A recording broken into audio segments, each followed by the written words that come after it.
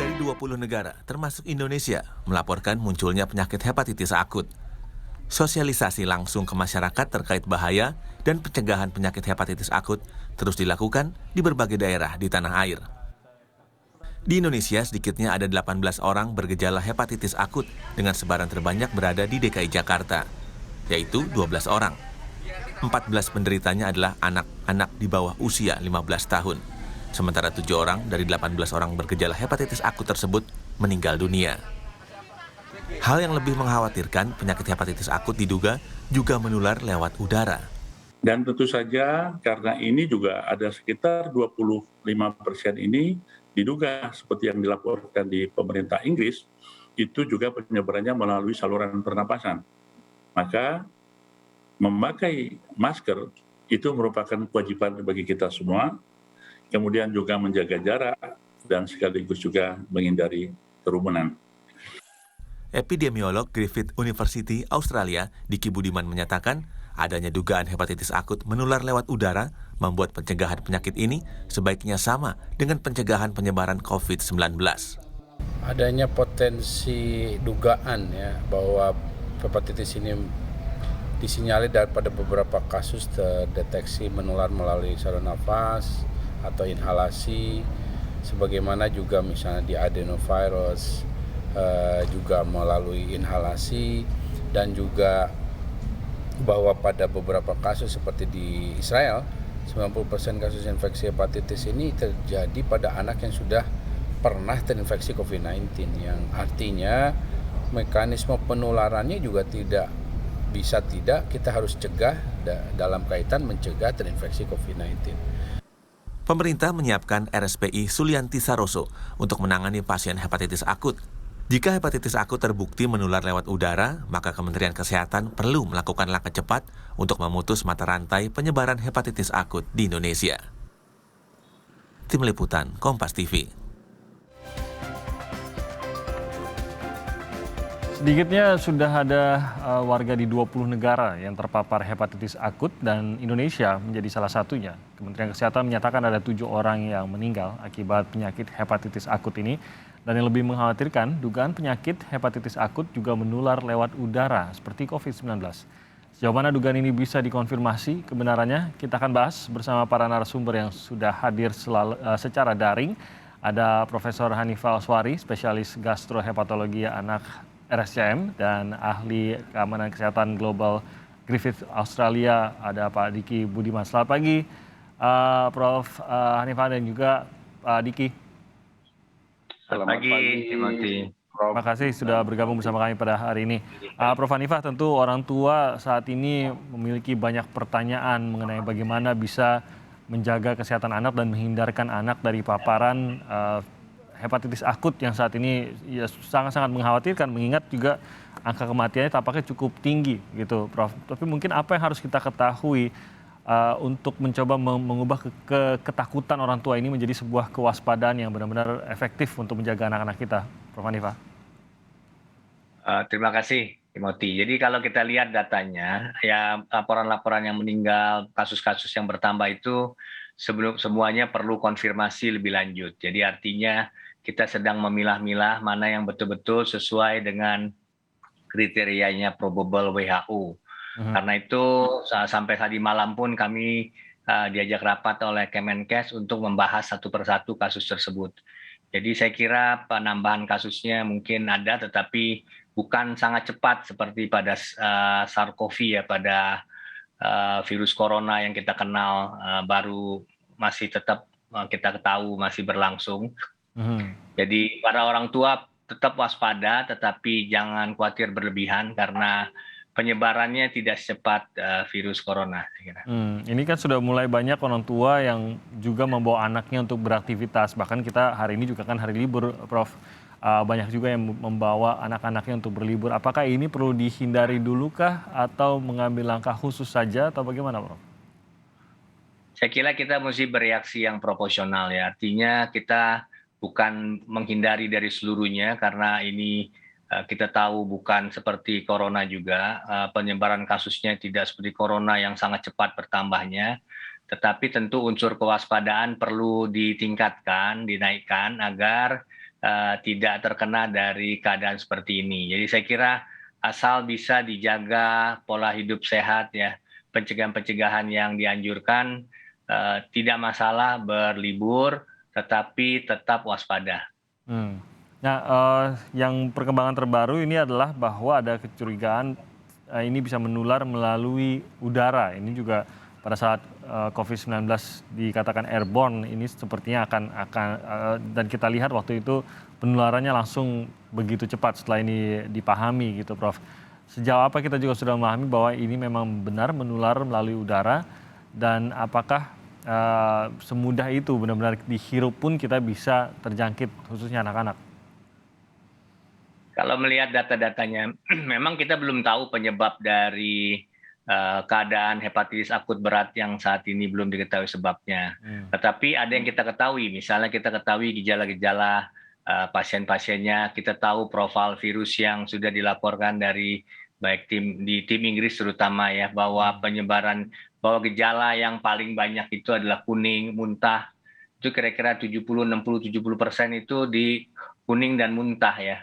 Buang air besar, dempul, letargi, diare itu kira-kira 50%, sakit perut 41%, dan gejala saluran nafas itu lebih kecil 18%. Jadi dari data ini kita melihat bahwa meskipun memang umumnya gejala saluran cerna, tetapi ada juga yang gejalanya saluran nafas. Jadi inilah menyebabkan kita perlu hati-hati untuk kemungkinan penularan melalui saluran nafas.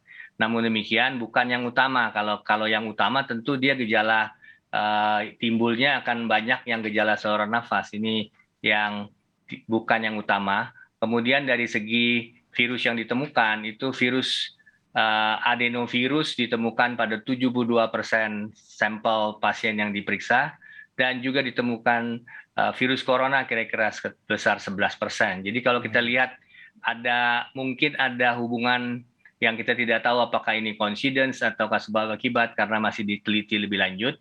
Tetapi kedua virus ini kelihatannya yang terutama ditemukan.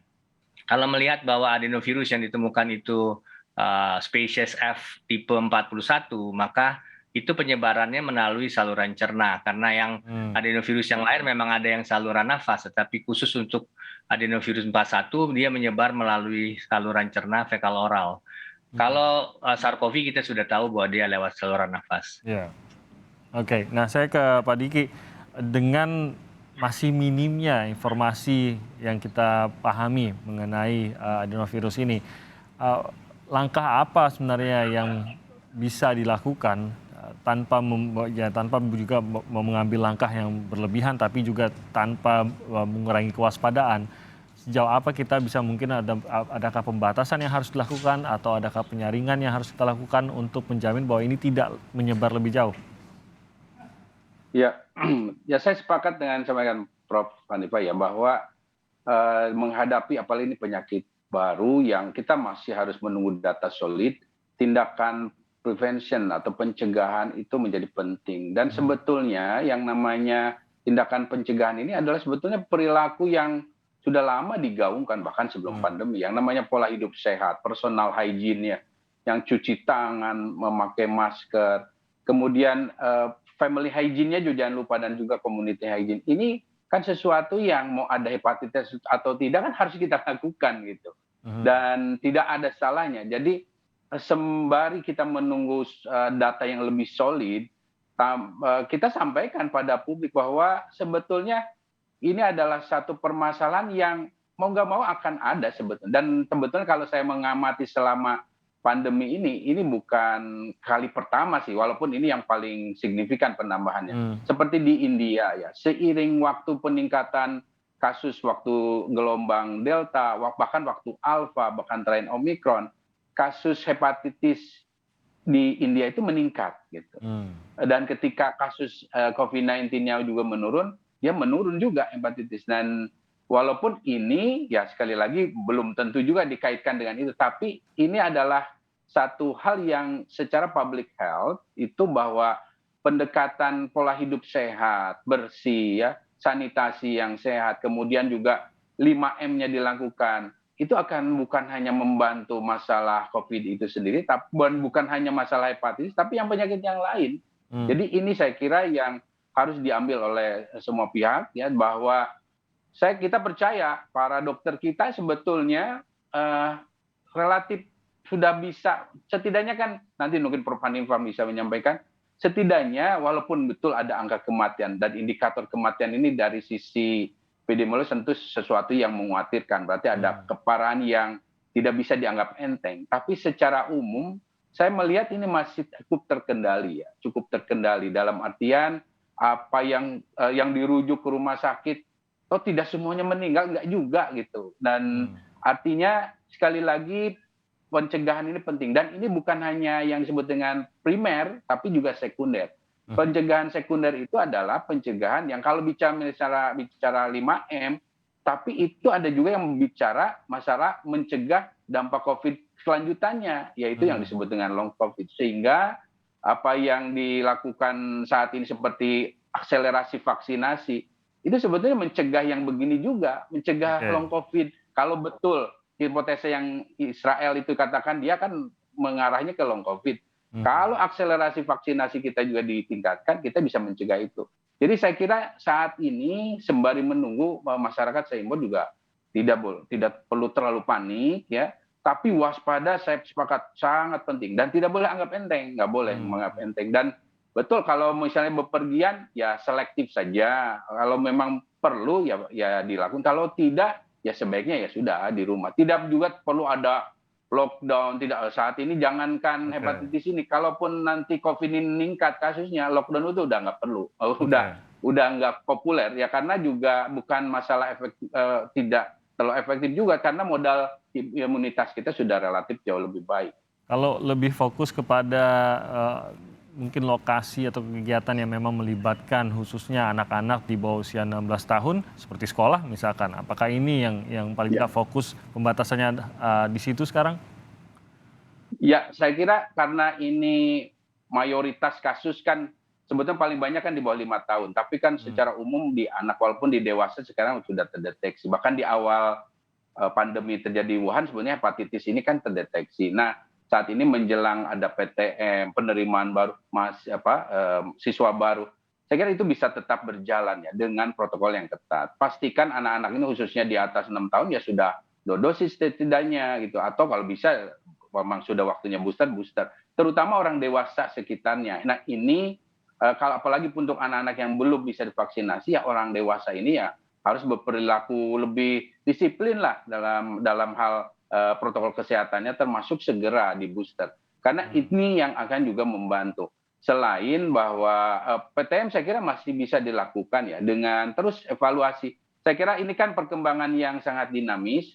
Misalnya nanti tim medis dari Prof. Hanifah dan tim mendapatkan sesuatu yang lebih serius, ya itu baru kita bergerak. Tapi sembari menunggu itu kan kita tidak abai. Saya kira pemerintah sudah relatif tepat ya.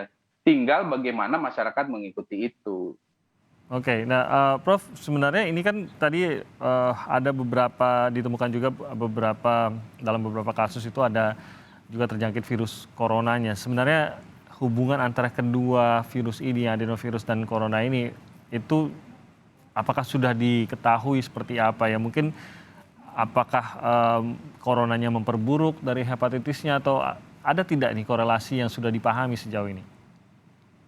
Nah, itu masih dalam investigasi baik oleh tim Inggris dan tim yang lainnya. Saya kira itu masuk dalam hipotesis mereka bahwa misalnya ini ada adenovirus varian baru, tapi bisa juga ini adenovirus biasa, tapi karena paparan dengan infeksi SARS-CoV menjadi seperti ini, kita nggak tahu. Sebenarnya kalau adenovirus saja itu perangainya tidak seperti ini. Adenovirus yang biasa itu umumnya infeksi saluran cerna, tetapi dia memang bisa menyebabkan kelainan hati kalau keadaan khusus, misalnya pada anak-anak yang kita sebut immunocompromised. Maksudnya anak-anak yang kekebalan imun sistemnya itu terganggu. Nah, tetapi pasien-pasien yang terjangkit keadaan ini di Inggris, itu mereka semua imunokompeten, imunnya baik. Jadi ini yang sesuatu yang menjadi pertanyaan para ahli, ada apa ini? Apakah adenovirusnya berubah? Atau adenovirus tetap biasa tetapi ditambah faktor lain, seperti misalnya dia ada infeksi SARS-CoV sebelumnya, atau dia ada koinfeksi dengan SARS-CoV. Ini semua masih dalam hipotesis mereka dalam pencarian mendalam mengenai hal ini. Kalau mengenai bahwa tadi juga Pak Diki sudah menyatakan bahwa memang di sini dikhawatirkan adalah anak-anak ya mungkin rentang usianya sampai di bawah 16 tahun gitu, tapi mayoritas tetap berada di sekitar 0 hingga 5 tahun yang terjangkit gitu. Apakah ini juga bukan hanya terkait dengan kerentanan dari anak-anak, tapi juga mungkin perilaku mungkin dari usia tertentu, Prof? Ya, memang juga banyak hipotesis yang diajukan. Misalnya anak-anak kan kita tahu orang tua sangat concern sama anak-anak. Jadi anak-anak ini selama pandemi berusaha dilindungi di rumah, ya di lockdown di rumah. Nah, ini mungkin satu keadaan yang mengubah anak itu sendiri. Lalu juga ada teori bahwa mungkin anak ini terkena toksin-toksin tertentu. Nah, ini sudah dicari, tim Inggris melihat bahwa tidak ada bukti bahwa aflatoksin berhubungan dengan keadaan ini. Mereka mencari banyak hal untuk menjawab pertanyaan yang barusan ditanyakan, pertanyaan yang harganya mahal. Mereka mencari dengan seksama, kenapa kok anak saja? Jadi saya kira ada hal tertentu selain dari mungkin juga respon imun anak yang berbeda dari dewasa. Jadi memang sejauh ini anak-anak saja yang diketahui, tapi sebenarnya tidak menjamin juga ke depannya hanya anak-anak saja, begitu ya, Prof? Ya, jadi ada yang salah satu definisi WHO itu selain dari kasus probable, ada yang disebut epiling. Epiling itu umurnya bisa berapa saja, termasuk juga dewasa, tetapi dia dengan gejala yang hepatitis akut. Nah, jadi harus dibedakan antara hepatitis akut dan hepatitis akut berat. Nah, anak-anak itu terkena hepatitis akut berat. Nah, kalau yang dewasa bisa terjadi hepatitis akut, tetapi dia harus ada kontak dengan probable. Jadi ada kontak dengan anak yang diduga seperti keadaan saat ini. Baru dia kita sebut epiling. Nah, sampai saat ini yang dilaporkan baru sekitar 2 pasien saja yang ditemukan epiling. Jadi orang yang bukan anak, saya kira. Oke, nah saya ke Pak Diki lagi. Kalau kita melihat bagaimana yang terjadi pada saat penularan SARS-CoV atau COVID-19, ini pada saat penyebaran lebih luas mengenai lebih ragam manusia, ada mutasi-mutasi yang kita lihat. Ini sebenarnya perilaku virus secara umum kah? Dan mungkin juga terjadi pada adenovirus kah atau tidak sebenarnya Pak Diki? Dan apakah kita memang harus memperlakukan ini bahwa ini bisa jadi memang ancaman epidemi ataupun ya lebih besar dari itu? Ya, untuk menjawabnya memang perlu studi atau data lebih solid ya. Tetapi sekali lagi kita nggak bisa menunggu jawaban itu. Sikap terbaik yang harus kita ambil adalah melakukan pencegahan dengan tadi pola hidup sehat. Bahwa tadi hepatitis umumnya kan memang fekal oral atau dari mulut ya Pak Jen. Nah, itulah yang harus ya sembari kita menuhi kita perbaiki, dan itu memang wajib kok. Kan pandemi ini memberi pesan penting tentang kita perlu merubah perilaku hidup lebih sehat ya, lebih bersih gitu. Dan ini bicara perubahan perilaku kan bukan hal yang mudah dan harus kita mulai dari sekarang. Selain itu bicara pandemi ini ya COVID-19 khususnya memang melahirkan banyak kasus-kasus yang sebelumnya sudah juga akhirnya ditemukan terkait COVID-19. Seperti misalnya ada kasus stroke pada usia dewasa muda, ya, atau miokarditis, atau embolik paru. Nah, hal-hal seperti ini di awal-awal mengagetkan memang. Oh, ini kematian mendadak. Itu juga sama seperti itu. Tapi karena cepat dapat datanya dan terutama dari otopsi ya, akhirnya bisa diketahui korelasinya dengan COVID-19. Nah, tinggal yang ini saja. Tapi ini juga kan hipotesa kaitannya dengan COVID, dan namanya hipotesa bisa benar bisa tidak gitu. Tapi sekali lagi pelajaran dari pandemi COVID-19 ini adalah kita harus berprinsip mencegah terinfeksi COVID-19 lebih baik daripada terinfeksi COVID-19. Nah, karena mohon maaf beberapa waktu belakangan ketika situasi membaik dunia, bukan hanya di Indonesia, di dunia secara umum, itu banyak orang yang mengatakan ya sudah biarkan terpapar, apalagi dengan gelombang Omikron, pasca Omikron ini banyak yang berpendapat biarkan terinfeksi Omikron supaya, nah itu yang salah ya, salah besar karena apapun penyakit dalam kaitan seperti ini kita nggak bisa duga apa dampak jangka pendeknya, jangka menengah dan jangka panjang. Jadi sekali lagi prinsip public health itu belum berubah dan itu yang harus kita anut, baik itu pemerintah maupun masyarakat. Oke, nah ini sebelum jeda saya ingin tahu juga tuh Pak Diki terkait dengan pola penyebarannya. Kalau dulu kita melihat COVID-19 tampaknya selalu ada keterkaitan antara COVID yang menular ke sebuah negara dengan seseorang yang berinteraksi dengan seseorang yang mengidap COVID di negara mungkin yang dia kunjungi gitu.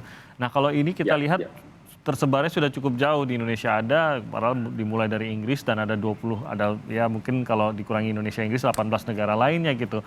Apakah ini ada patient zero-nya kah yang memulai semua ini kah atau memang sesuatu pola yang baru ditemukan dan memang sporadis begitu, tidak benar-benar dimulai dari satu orang? Ya, keterbatasan data genomik kita ya, surveillance genomik, kemudian keterbatasan surveillance secara umum membuat agak sulit dengan cepat kita dapat data solid ini untuk menjawab ini ya. Tapi secara pengamatan saya dari data-data itu belum ada korelasi terhubung. Kalau yang tadi disebutkan Prof mungkin yang di within country-nya ya, di dalam negaranya. Nah, kalau antar negaranya ini saya belum melihat ada korelasi itu gitu. Jadi berbeda misalnya, agak melenceng sedikit tentang polio misalnya. Sekarang while polio meningkat itu ada Pakistan dengan Malawi. Nah kalau ini enggak, saya belum melihat dan mudah-mudahan tidak lah. Karena kalau itu ada, itu berita buruk. Dan saya kira agak kecil atau jauh lah kemungkinannya, apalagi kalau dikaitkan dengan pandemi tersendiri ya. Karena kriteria pandemi itu sendiri juga tidak mudah ya. Dan saya kira untuk memenuhi ini juga hepatitis ini agak-agak jauh ya secara teoritis ya. Tapi sekali lagi kita tidak bisa mengambil langkah seperti overconfidence atau lebih ambil aman saja, tapi kita harus lebih banyak melakukan upaya mitigasi ya. Skenario terburuk tentu harus kita utamakan dan kabar baiknya sekali lagi kasus-kasus ini antar titik-titik ini terutama antar negara saya belum melihat ada hubungan ya. Berbeda dengan ketika misalnya COVID-19 dulu ya. Eropa bisa meledak seperti itu karena ada kasus penerbangan hanya satu warga negara Eropa yang pulang ke Inggris ini menyebar atau dari Italia. Nah kalau ini ya mudah-mudahan tidak ya. Sementara yang saya bisa amati kan harus dari data, sementara nggak ada Mas Timothy. Aman. Ya ini pun kita masih terus mempelajari dan mengumpulkan datanya para ahli lah paling tidak gitu. Oke kita akan lanjutkan lagi. Mungkin banyak orang tua juga yang ingin bertanya dan ingin mengetahui mengenai hepatitis akut ini. Karena bagaimanapun juga para ahli pun masih menyebutnya sebuah hepatitis yang misterius. Kami akan membuka kesempatan bagi orang tua yang ingin bertanya langsung kepada Prof. Hanifah dan juga Pak Diki. Kita buka interaktif, jadi Anda silakan menghubungi kami di nomor telepon interaktif 021 5366 0500. Kami akan terima telepon Anda usai jeda berikut ini.